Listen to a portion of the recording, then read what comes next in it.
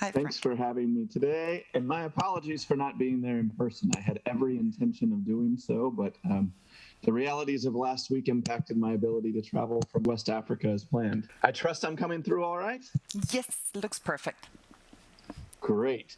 Well, really appreciate everyone's time today. And I'm going to take a slightly different approach and really focusing on the question of property rights and the idea of why do we think about land and resource rights, particularly coming from a private sector perspective when this is something that we generally rely on governments to deliver. But the sad reality is that fundamentally, governments around the world are either failing in this public good of delivering secure land tenure, or in some cases, frankly, acting as bad actors and frankly, leaving out many of the most important land occupants and landowners around the world, the indigenous people and local communities that often lack the legal mechanisms and technical tools to secure their rights. We can think about how remote some of these communities are. And so the idea that they would be entering into formal registry systems without some sort of government assistance is often a challenge. And it's also often flies in the face of what might seem as government priorities. We can look at South America, and particularly in the Brazilian Amazon, how difficult it is for local communities to secure their rights. The end result of this is approximately 70% of land in emerging economies is unregistered and informal, and over 1.5 billion people remain insecure. In light of that, and coming from, I think we could refer to some of the earlier speakers, but I come from a background of formal land administration, often working on the back of donor projects from the World Bank or others to put in a system for land administration.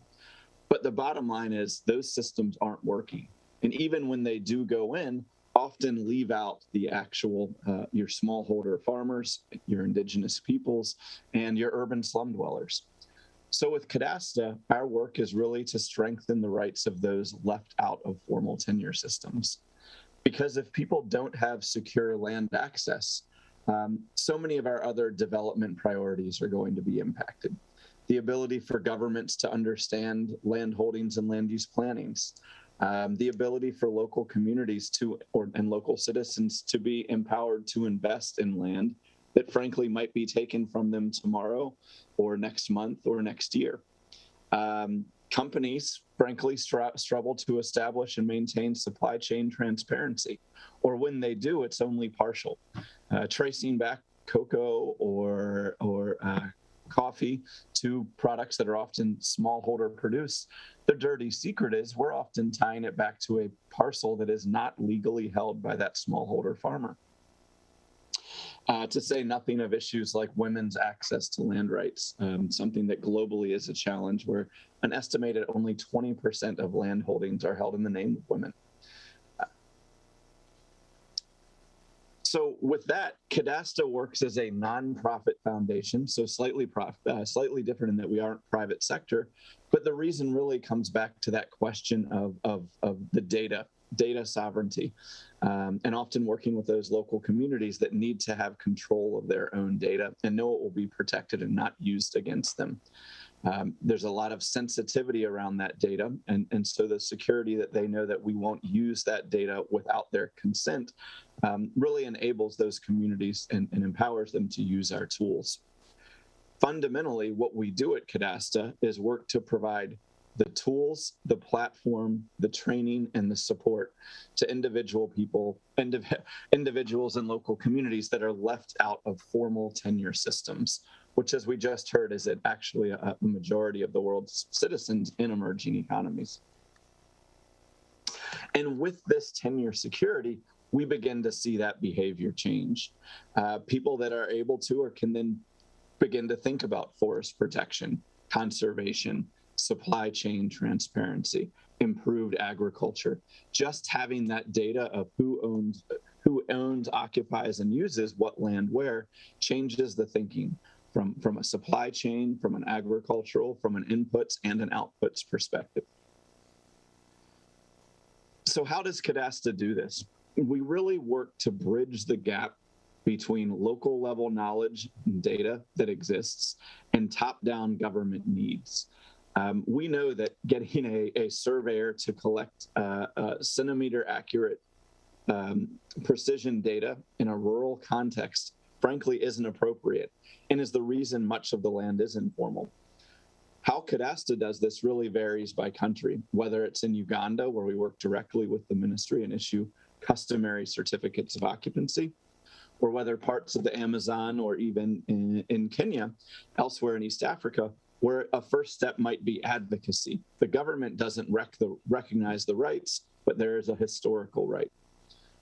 One example we work with is the Ogiek people of Kenya, who have inhabited the Mau Forest complex for generations, predating the colonial era, and which still face eviction from Kenyan forest authorities. Now, using our data, the Ogiek people have gone to the African Human Rights Court and won.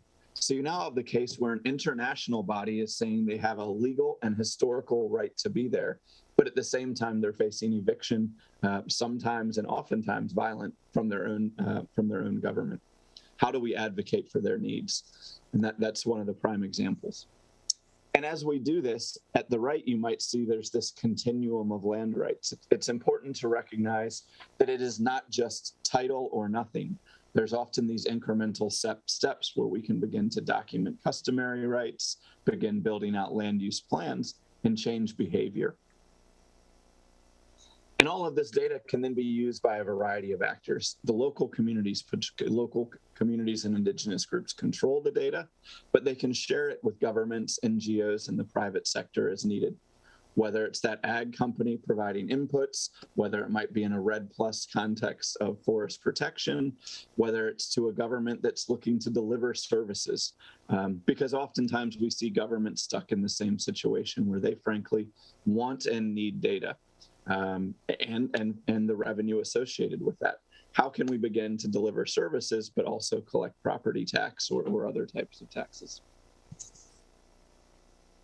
And we do this, again, through a platform for collecting data and managing data, allowing communities to share what data they share with whom, training both to the local actors, local governments, and those community organizations. I'm just back from Liberia, where we've been working with both CSOs and customary authorities to document rights, but also with the national government that's looking at ways to more equitably and efficiently recognize those community rights. We do it through partnering, whether with civil society, whether with government, and with the private sector, because we recognize these different data pieces can be leveraged in various ways to, again, strengthen the rights of those actual land occupants. This data is critical for the private sector and government to deliver those services. And with the data, our partners are then able to working to strengthen their rights, have them recognized by government, begin to map and create land use plans, and overall begin to better utilize their resources. I'll just give one very quick example of one of our partners in working across multiple states in India, where we're focused on individual and community forest rights. These are families that have never had their rights recognized in India, seen as a historical injustice from the colonial era, and it's now being reformed and revised. Using our tools, we're able to work directly with those partners in the local communities that are capturing data, whether very precise parcel data for individuals requires a high degree of accuracy, or coarser forest rights for the community. Using a variety of mobile tools and the online platform, and ultimately leading to government-recognized individual forest rights and community forest rights. But perhaps the thing that's most interesting to me is even in advance of the government recognizing these rights, and this is something outside of our control. Governments, land sectors are famously inefficient. In fact, the land sector is globally the third most corrupt government sector, behind only the police and the judiciary. So in that context, it becomes very challenging to work with the land sector. But as those rights are strengthened and documented, the behavior already changes. In this case, in Odisha and Jharkhand states in India, even in advance of the government recognition of rights, 83% of the citizens were already seeing an improved quality of life. A change in behavior is already happening.